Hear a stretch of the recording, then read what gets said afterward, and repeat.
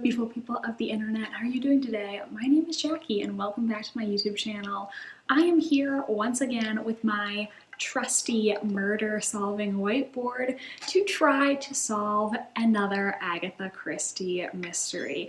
In this video, I am going to try to solve The Moving Finger. This is a Miss Marple novel, and it takes place in a village where several local residents are being blackmailed by an unknown individual, and this blackmail culminates in a mysterious death. I am very excited to try and solve this one. I have filmed two other trying to solve Agatha Christie videos. The first one was about Murder at the Vicarage and the second one was about Lord Edgware Dies. Both of them I got some things right, however I did not guess the ultimate identity of the murderer. I fell for some little misdirects and red herrings that were so cleverly laid. Hopefully this time I will be right, or even if I'm not, hopefully we'll have a lot of fun along the way. I'm going to start reading and then I will come back to update you once I have met all of the characters and we'll start setting up the whiteboard. All right, everybody, so last night I read up to the death, and to be honest, we've met a lot of people in this book and it's hard to know who is going to be important and who's not. You know, this village has so many people living in it, and I'm gonna mention the people who I noted of particular interest so far, and maybe we'll have to introduce other players later if they come into relevance. Okay, let's dive in. So even though this is a Miss Marple novel, Miss Marple has not been in the book yet. This book is actually narrated by this man named Jerry. So Jerry was injured in some kind of flying accident, a plane crash or something maybe, I don't know. So he's currently recuperating, he's on crutches, and by the order of his doctor, he goes out into the country to recuperate at this village called Limestock. He rents a house with his sister Joanna. The two of them are living here together, and Joanna, she's like, has a very vibrant personality. She's a serial dater, very outspoken, confident woman. And the two of them are renting this house called Little Furze, F-U-R-Z-E. I don't know how to pronounce that. I'm assuming it's like furs, but I don't know. From this spinster woman named Emily Barton. Now, it's very confusing because they're renting this house from a woman whose last name is Barton. And Jerry and Joanna, their last name is Burton. Really? Really, Agatha? Really? Burton and Barton. It's literally only one letter difference. Why couldn't one of them be named Smith or something instead? So Miss Emily Barton, she's fallen on some hard times financially, hence why she needs to rent out her house, and she's going to stay with a former employee of hers, I think, who's just very devoted to her. So she's renting her house to Jerry and Joanna. There's also a rumor that Emily or one of her late sisters, who were all also spinsters, had an affair with, I think, a gardener, but that's of dubious veracity. Maybe it's true, maybe it's not. Then we also have Mrs. Partridge, who is the housekeeper at Little Furze. So she worked for Emily Barton and now she's working for Jerry and Joanna while they're staying there. After Jerry and Joanna move into this house, they receive an anonymous note making these false allegations against them, claiming that Jerry and Joanna aren't actually brother and sister, but are doing the dance with no pants, if you know what I mean. And the two of them are like, this is preposterous, totally not true.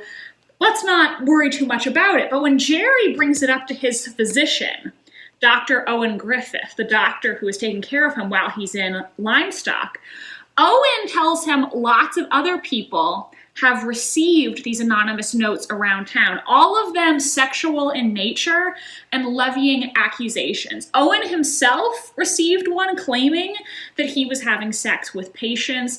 Owen says that's completely untrue, and lots of people have received untrue letters, but Owen's worried that someday someone is going to get one of these notes and it's gonna actually hit home and may cause them to commit a desperate action. Other people who have received letters include Beatrice Baker. She was the housemaid at Little Furs, and she received an anonymous note accusing her of some kind of inappropriate sexual behavior. She was just so upset that she couldn't come into work anymore. And then Mrs. Baker, her mother, actually goes to Jerry and she tells him, yes, people have been making these slanderous accusations against my dear Beatrice. Somebody sent her boyfriend a note claiming that she was cheating on him and he's broken up with her because of it. It's a whole to-do. She asked Jerry for his advice and Jerry says, well, then I think you should go to the police. But Mrs. Baker says, no, I can't go to the police. This is a private matter, so she doesn't want to do that. Another person who received an anonymous note is Mr. Pye. We don't know what the note said, and Mr. Pye is not connected to anybody on this board yet because he's just this guy who lives in the village. He's very obsessed with his antiques. He lives at this house called Prior's Lodge, and he received a note.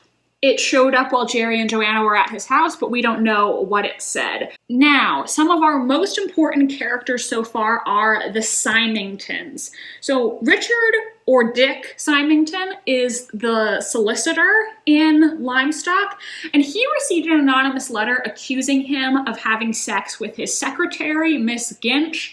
Though, did he actually? It doesn't seem like it, but that's what he was accused of. So Dick Symmington is married to Mrs. Symmington. I don't know if they said what her first name is. And the two of them have two young sons together. And Mrs. Symmington also has a 20-year-old daughter, Megan, from her first marriage. Apparently her first husband was a bad guy. He was supposedly abusive, and there are rumors that he is in prison now. Poor Megan. Megan, I feel bad for her because her mother really treats her with such indifference, and it's really sad because she's really kind of left out of the family. Jerry and Joanna kind of take a shine to her, and they start looking out for Megan because God knows nobody else is looking out for her. The Symmingtons also have a governess named Elsie Holland, and when Jerry first sees her, he describes her as looking like a Greek goddess. She is Cleopatra come again, the most beautiful woman he's ever seen in his entire life. But when she speaks, he gets turned off because she doesn't have a sexy voice. What the heck, Jerry? But yeah, so Elsie, she's the governess. She's drop dead gorgeous. She's taking care of the Symmingtons' two sons. And poor Megan is basically left out in the cold. She really doesn't fit into this happy family unit. Another major character we meet, you can't see it, there you go, is Amy Griffith. She is the sister of Dr. Owen Griffith. And Amy, she has a very aggressive personality, very forceful, and she's also the local Girl Guides leader, which is basically the British version of the Girl Scouts, so she's a scoutmaster. And she does mention that she knew Dick Symmington even before he moved to Limestock. How did the two of them know each other? She makes it sound like it was just a casual acquaintance. Is that really all there was to it? Who knows? Guess we'll find out. And the other two characters I wanted to mention were Reverend Caleb Dane Calthorpe, who is the local vicar, and his wife, Maud Dane Calthorpe. Now, how the two of them play into this, I don't know. However, reading the book, Jerry, our narrator, actually addresses the reader being like, oh, I haven't introduced you to the Dane Calthorpes yet, and I need to include that. So that implies that they are important if he's literally saying, oh, I need to introduce you to these people for my story to make sense. So I guess we'll find out what's up with them. But the Reverend seems like he's a very quiet man, very intellectual, very studious, mostly keeps to himself. But his wife, does not keep to herself.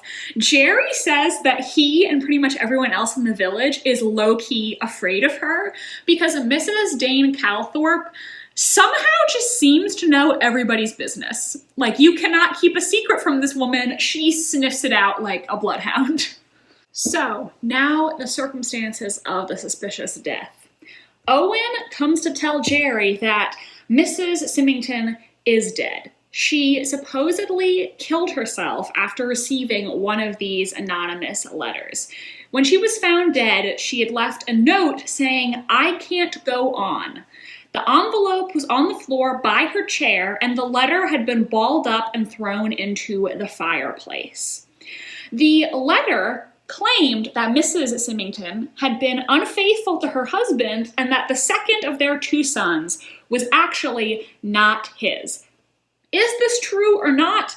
Nobody really knows, but that was the accusation that supposedly led to her taking her own life.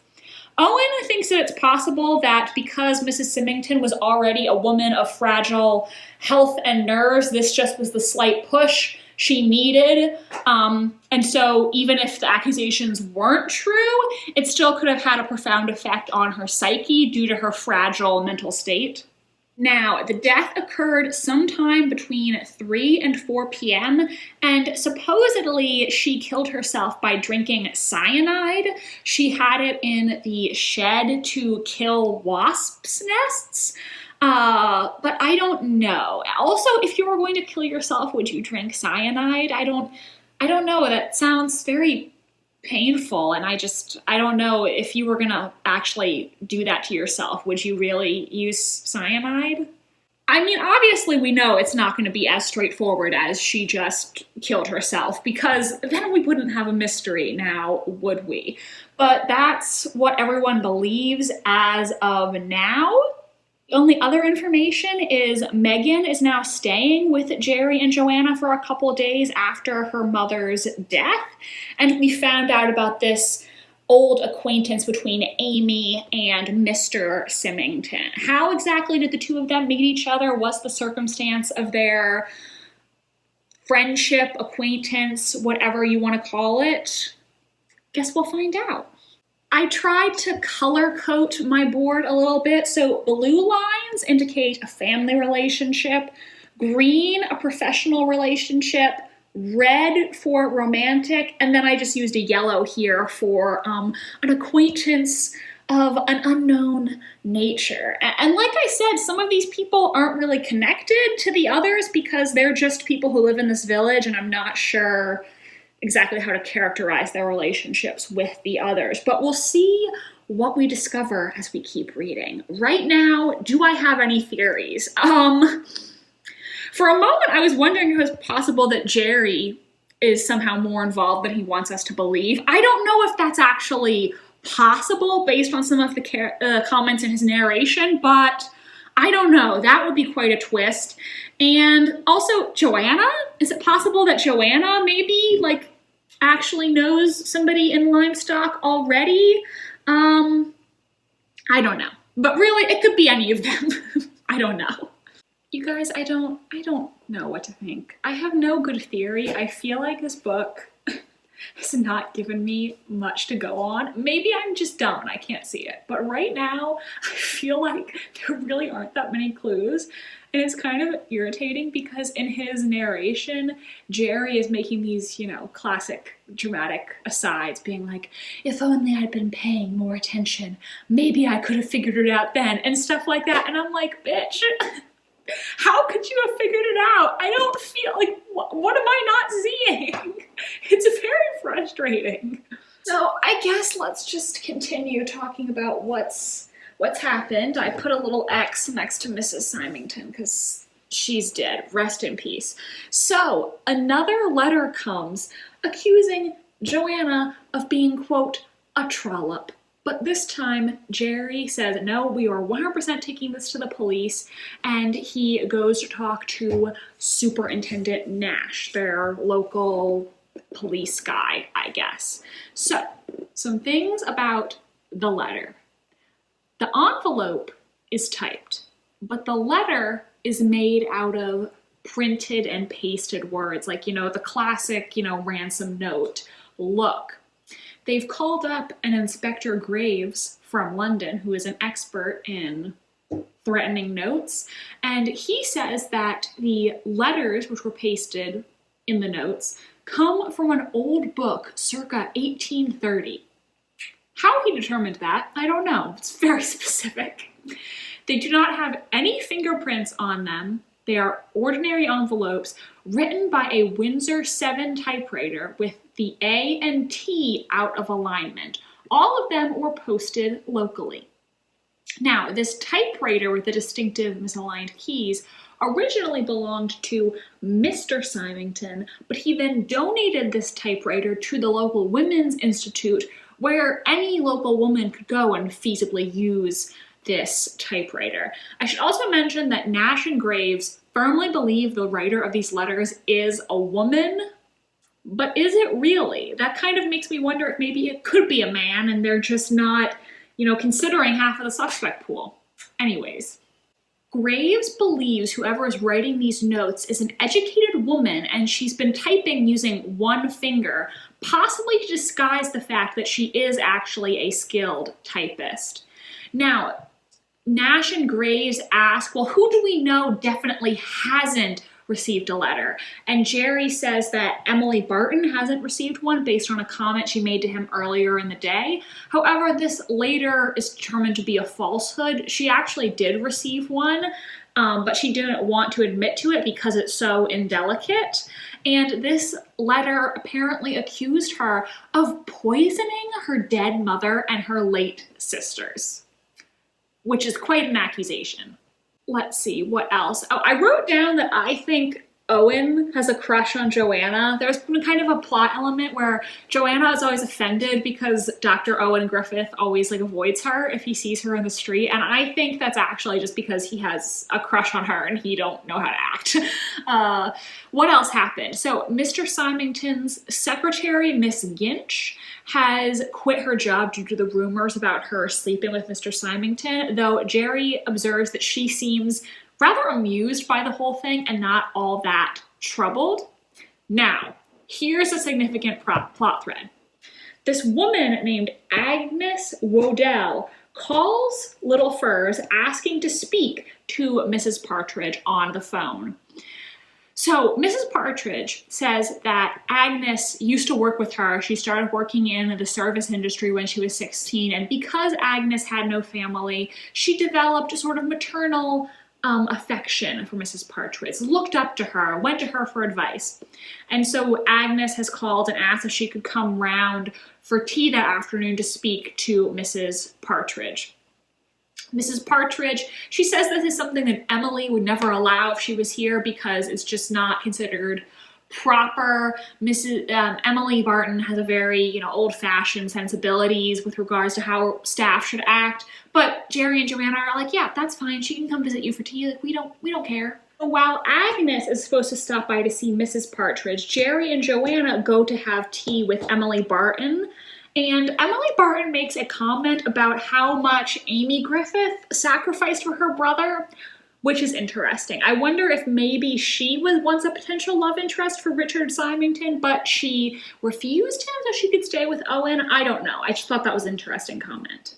But when the siblings get back to Little Furs, Mrs. Partridge says Agnes never actually showed up for their scheduled tea after all, which is weird. Then an offhand comment from Joanna causes Jerry to start thinking about something. He realizes that the day Mrs. Symmington died was the same day that all of the servants were supposed to be out of the house. It was their day off. So he asked Mrs. Partridge, does Agnes, by chance, happen to be a servant still? And Mrs. Partridge says, yes, she worked for Mrs. Symmington. Jerry then calls up the Symmington residence and asks, is Agnes back yet? And they say, no, she hasn't come back yet from her day off. So Jerry is now convinced, oh, somebody has done something to poor Agnes here. And unfortunately for Agnes, those suspicions are confirmed. Megan later calls up Jerry saying that she discovered Agnes's body in the cupboard underneath the stairs. R.I.P. Agnes. Rest in peace. So Agnes is dead, definitely murdered. Nash tells Jerry that she was hit on the back of the head, then stabbed in the neck with a sharpened kitchen skewer. Which is very graphic, but anyways, no doubt that she was murdered.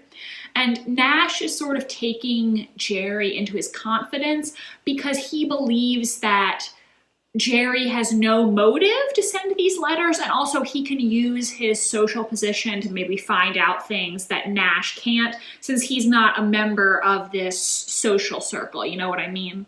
The other information that Nash reveals is that due to the way it was marked, the threatening letter that Mrs. Symmington received could not have been sent in the mail. It would have had to have been hand-delivered. So Nash's theory is this: the day Mrs. Symmington died, Agnes actually returned home early from what was supposed to be her day off because she and her boyfriend had had a row and she was angry at him. She went home saying she wasn't going to see him again until he apologized.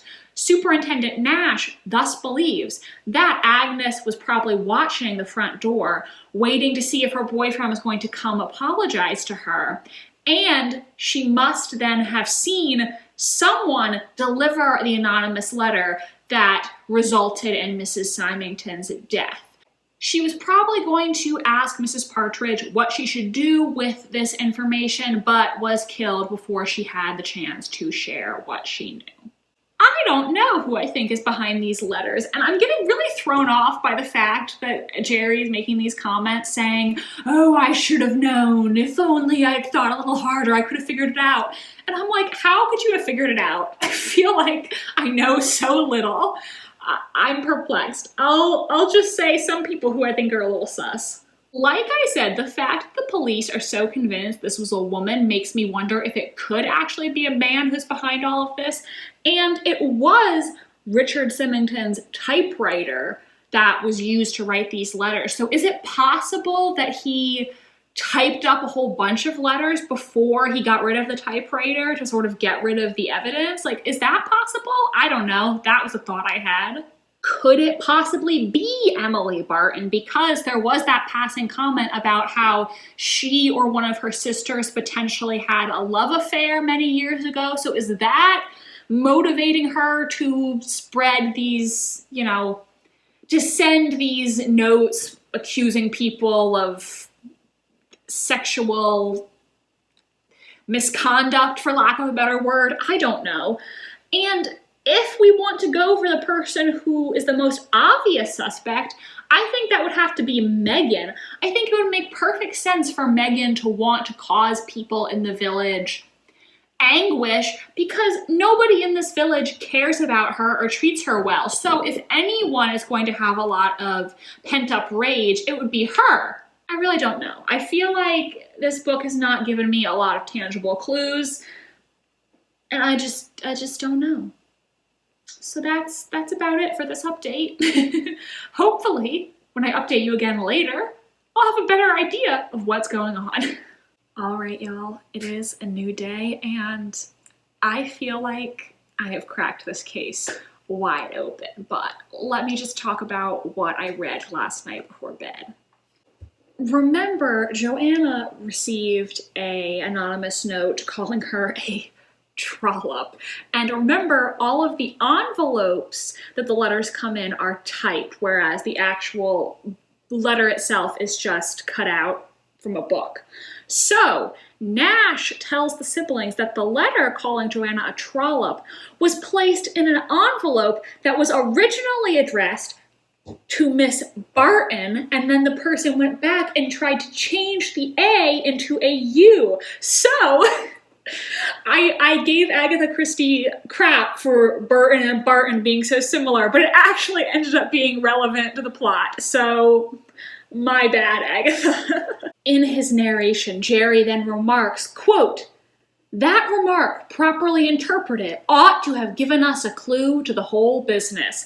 And when I read that, I thought about this for a moment, and that is when I think everything clicked for me. But I'm going to hold off. I'm going to give this entire update, and then I'm going to tell you what my theory is. But this whole thing about the envelope, that is what did it for me and helped all the pieces connect in my mind.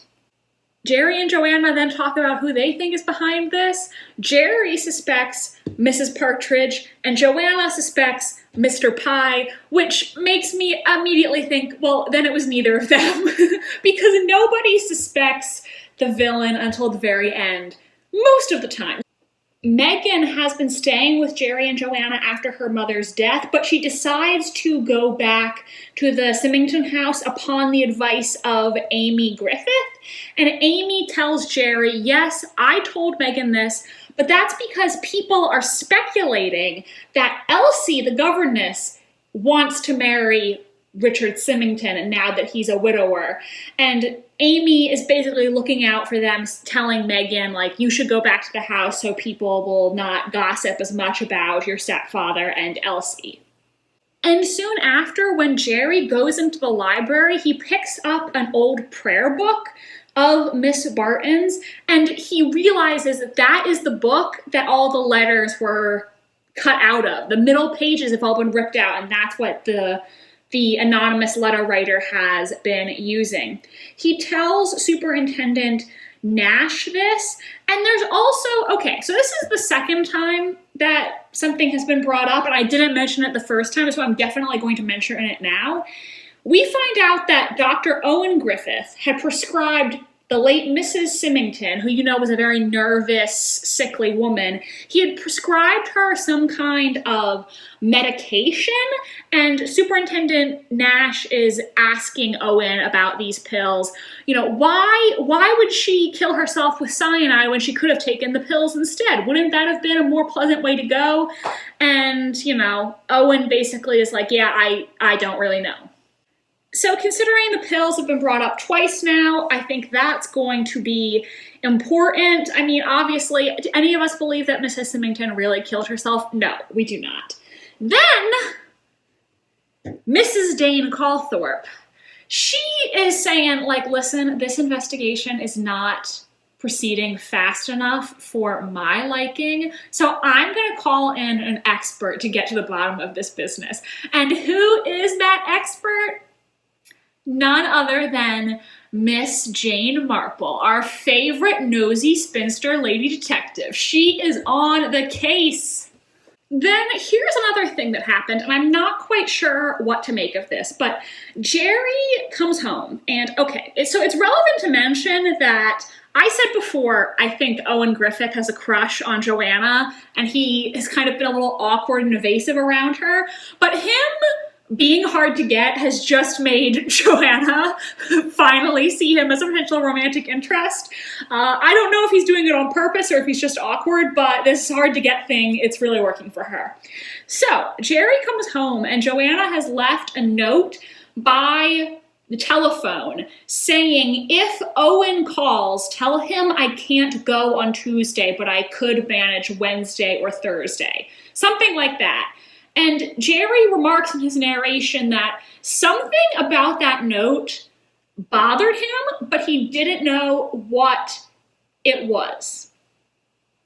So that's something to keep in mind. I don't know what it is about that note that is sticking out in his mind, but I'm guessing it's going to be important later, so just put a pin in that. So this is not super relevant to the mystery itself, but I'm going to mention it anyway.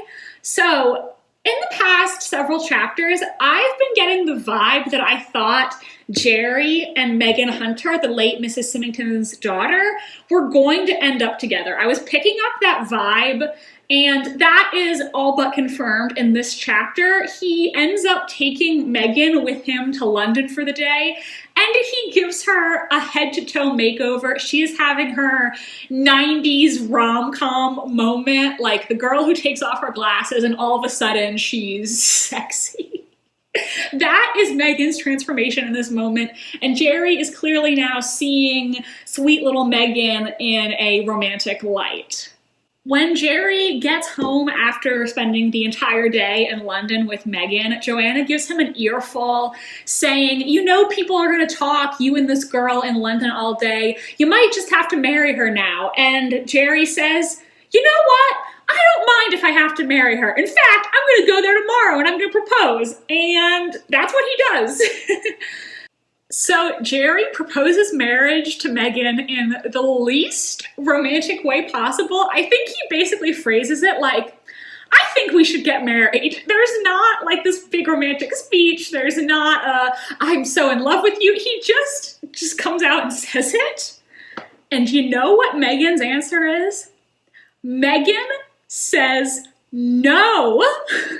And let me tell you, I am not the biggest fan of our narrator, Jerry. He's okay, but sometimes he says things that just come across as casually sexist in a very period-typical way, and I just have to roll my eyes at him a little bit. So when Megan told him that she wouldn't marry him, not gonna lie, I was pleasantly surprised. Jerry doesn't really want to take no for an answer and basically says like, well, is there anything that I can do to change your mind? I'll convince you otherwise. And Megan says, Jerry, I don't want to be made to do anything. My answer is no. She's a queen. We have no choice but to stand. We stand Megan, feminist icon. You tell him, sis. Oh my God. We stan. So does any of that have anything to do with the mystery? Probably not, but I just wanted to include that part because we stan Megan, a feminist queen. But here's the last part that I got to while I was reading last night. Nash says that he thinks he's uncovered who is behind the letters. And you know who he claims it is? Amy Griffith, our good old Girl Guides like Scoutmaster. And so Nash says that he has discovered that Amy wrote a letter to Elsie, the governess, basically telling Elsie to stay away from Dick Symmington. Nothing good is going to come of it. And since they know for a fact that she wrote this letter, they believe she must have written all the other letters.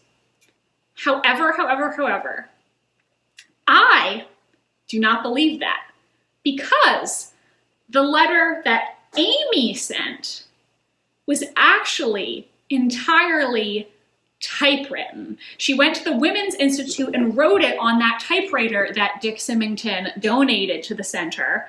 And the letters that this anonymous person has been sending were all cut and pasted. So I don't think Amy is guilty. I think she's just trying to warn Elsie about Dick Symmington, because my theory is we know that Amy knew Dick Symmington before he came to town. So I'm wondering if maybe he once did Amy dirty, like the two of them were romantically involved and he broke her heart or screwed her over somehow. So maybe she's just looking out for Elsie. She's trying to help a sister out, you know, feminism, and tell her this guy's bad news. You shouldn't be involved with him. But that doesn't necessarily mean she wrote the other letters. So now I'm going to tell you my theory about the crime. The person who I think really wrote these letters and is responsible for the deaths of Mrs. Symmington and Agnes Waddell is Richard Symmington, the local solicitor and the dead woman's husband. Now, what helped me come to this conclusion was the comment about how the typed envelope that Joanna received originally said Barton, but had been changed to Burton. Now, yesterday, when I was updating you, I made a passing comment, maybe you remember, saying, well, isn't it possible that Richard Symmington typed up all these envelopes with his old typewriter and then donated it to get rid of the evidence? And that is exactly what I now think that he did. If he typed these envelopes months in advance and then got rid of the typewriter to make himself look innocent, he wouldn't have known back then that Emily Barton was not going to be at home and was going to let her house to these people named Burton. So he wouldn't have had an envelope for them. And that's why he would have had to go back and hand change the A to a U. There you go. So here's what I think happened. I think Richard Symmington wanted to marry Elsie, the gorgeous governess. Obviously, though, he can't marry her when his wife is still alive. So I think his plan was either to kill his wife and make it look like a suicide, or perhaps he knew that his wife was so fragile that just this little thing would be enough to push her over the edge. And so I think that's why he wrote all of these letters. Now, obviously, if he just sends one to his wife, he is going to look very suspicious. That's why I think he made a whole bunch. And he even sent one to himself to divert suspicion. And here's another thing that I think supports my theory. Do you recall what Richard Symmington was accused of in the letter he received? Because he wasn't accused of having an affair with Elsie Holland, the gorgeous governess. He was accused of having an affair with Miss Ginch, his, let's just say, less than gorgeous secretary. I think this indicates that Dick Symmington actually wrote the letter to himself. Because let's think about this. If he's writing this accusation, is he gonna accuse himself of something that's actually true and could get him caught? Or is he gonna accuse himself of something so preposterous nobody would believe it? Because nobody in town actually believes that he would have an affair with Miss Ginch. She doesn't seem like the type of woman that he would have an affair with, and therefore his reputation is still clean. And if he's actually involved with Elsie, he's not going to want to say anything to make her look bad because that's the woman he's actually in love with.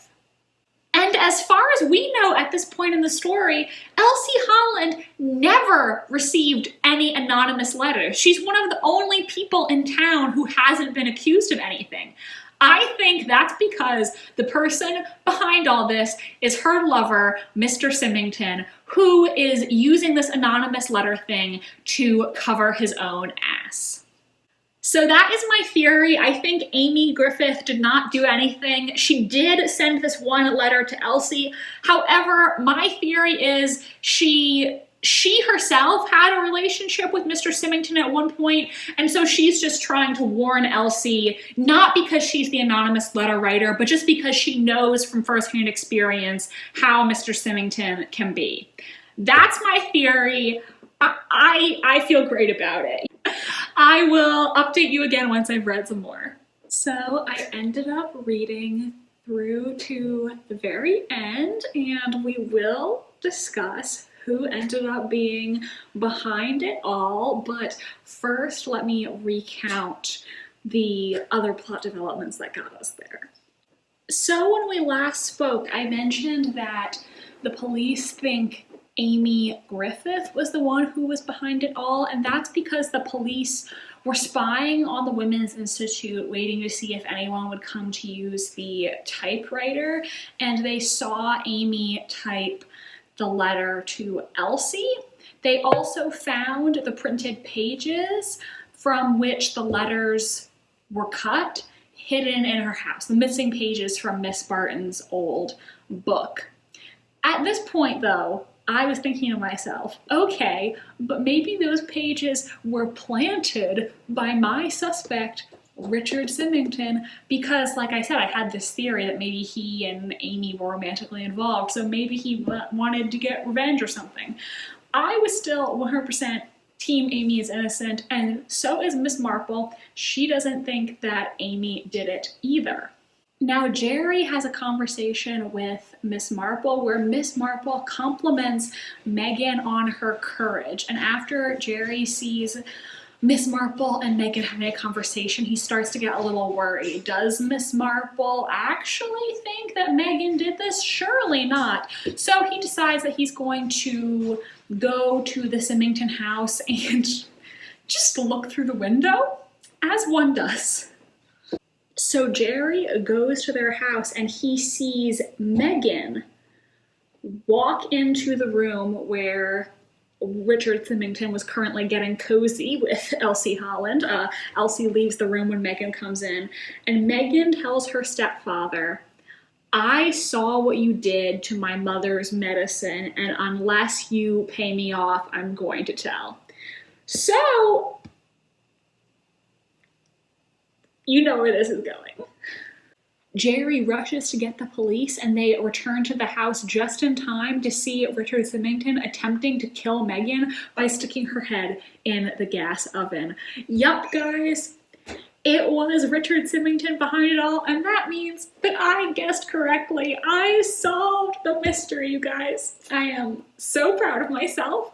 But so let's go over all the loose ends here. We find out that Megan attempting to blackmail her stepfather was actually arranged between her and Miss Marple, hence why Miss Marple made that comment about Megan having a lot of courage.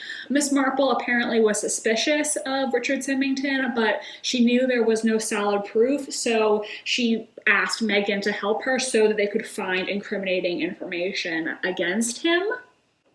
After being knocked unconscious and almost murdered by her stepfather, Megan wakes up with Jerry sitting lovingly at her bedside and tells him that she loves him too. So I guess we're happy for them, even though I think my girl Megan could probably do better. Miss Marple says that the police should have known that the person behind the letters was a man because all of the letters just contained this very generic blackmail material that was totally made up. And if it was actually a woman doing the blackmailing, she would have had some real tea, okay? She would have actually known what was going on in the village, and she wouldn't have had to make it up because women just know these things, according to Miss Marple. Okay, and one thing that I wasn't quite sure about. Remember how I said there was that note Joanna left saying, "Tell Owen if he calls that I can't go on Tuesday, but I could manage Wednesday or Thursday." And I said that Jerry mentioned something about that bothered him, and I couldn't figure out what it was. Miss Marple explains, "Do you remember what Mrs. Symmington's suicide note said?" It said, "I can't go on." But she didn't actually commit suicide. She was murdered by her husband, and Miss Marple proposes that Dick Symmington probably found a note just like, Joanna left, that his wife had left him, saying, "Oh, I can't go on such a date," or whatever, and he ripped it off to serve his purpose and make it look like his wife commits suicide. Amy is, of course, then cleared from blame, and we find out that the reason she wrote that note to scare off Elsie was because she's been secretly in love with Mr. Symmington herself, and she was hoping that with Mrs. Symmington now dead, she would be able to have him. So I wasn't quite right about her motivations there, but hey, I guessed who done it, so I'm pretty proud of myself right now. When Elsie showed Richard Symmington the note that she received from Amy, he quickly realized who it was that wrote it, and therefore he saw it as an opportunity to evade the blame, and he planted the pages from the book inside Amy's house, hoping that she would be arrested instead of him. His dastardly plan almost worked, but not quite. So now with Mr. Symmington in jail, everything pretty much ends up happily. Jerry and Megan are going to get married, Joanna and Owen are going to get married, and Miss Barton has decided that she's gonna take a cruise around the world with Amy joining her as her companion. Seems that old ladies loved cruises even back in the 1900s. I mean, I guess I can't say that everything ended perfectly happily because there was no mention, I think, of what's going to happen to the two Symmington boys now. Their mother's dead and their father is going to jail for murdering her. Who's gonna take care of them now? Are they gonna stay with their governess who was trying to bang their dad? Are they gonna live with Jerry and Megan? I don't know. Hopefully those kids are going to get the therapy that they're definitely going to need after how their family fell apart in 1 week. But you guys, that is it for this episode of trying to solve an Agatha Christie mystery. Finally, I got one correct. I have to say, I really had no idea what was going on for the first half of the book, but that detail about how the envelope was addressed just put everything into perspective for me. I was a little bored by this book in the beginning, but I think the ending really saved it. The ending was really good, so I'd probably give it 4 stars. I enjoyed it, and I had a lot of fun trying to solve this one. If you're still watching, why don't you leave a headstone emoji in the comments in memory of our dearly departed Mrs. Symmington and Agnes. Oh, Dick Symmington murdered Agnes too, by the way. Probably Miss Marple proposes because Agnes would have noticed that nobody stuck any letters through the mail slot that day, and she might have been able to put 2 and 2 together and realize that since nobody came up to the mail slot the day Mrs. Symmington got this letter, that would have meant it would have had to come from inside the house. So that's why Miss Marple thinks that he killed Agnes. If you enjoyed this video, make sure to give it a big thumbs up and subscribe to my channel if you want to see more from me. I post new videos every Wednesday and a Sunday. Would you like to see more of these trying to solve Agatha Christie videos? I love making them. I hope you enjoy watching them. Do let me know your thoughts in the comment section. My social media links are down below if you want to follow me on Tumblr, Instagram, or be my friend on Goodreads. Thanks so much for watching, and I hope you have an amazing rest of your day. Bye, and I'll see you next time.